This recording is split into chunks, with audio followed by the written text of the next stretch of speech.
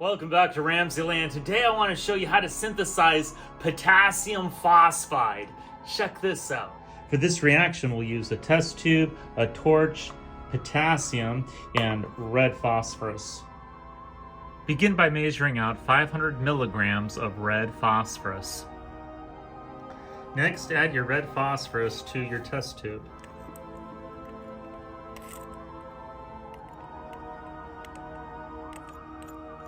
Cut a small piece of elemental potassium. It's stored in mineral oil because it reacts with water in the air. When you cut potassium, you'll notice that it has a bright, shiny silver luster underneath that oxide layer. All you need is a small piece that's about the size of a pea.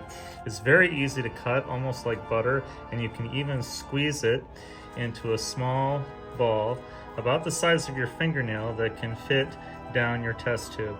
This is just right. Add your piece of potassium to your test tube.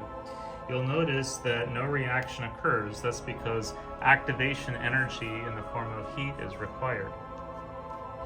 Okay, now we're starting to heat our test tube.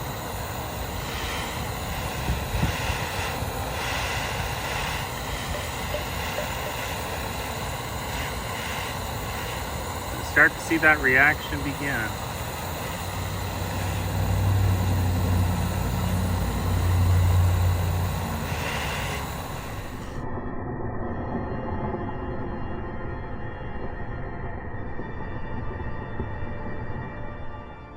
And now we'll add just a few drops of water to our potassium phosphide to check its reactivity with water.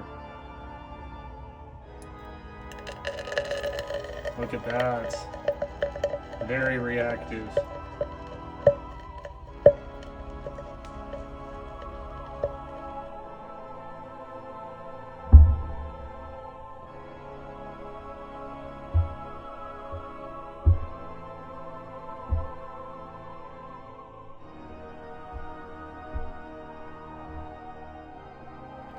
Here's the balanced equation for this amazing synthesis reaction. We start with reactants, potassium and red phosphorus. We have 12 moles of potassium, that's the 12K, and 4 moles of red phosphorus, that's the P4. When those are combined and activation energy is given, we get the product potassium phosphide. We have 4 moles of potassium phosphide, that's the 4K3P, in this amazing synthesis reaction. I hope you enjoyed today's edition of RamZland, and I'll see you next time. If you enjoyed this presentation, be sure to remember to like and subscribe.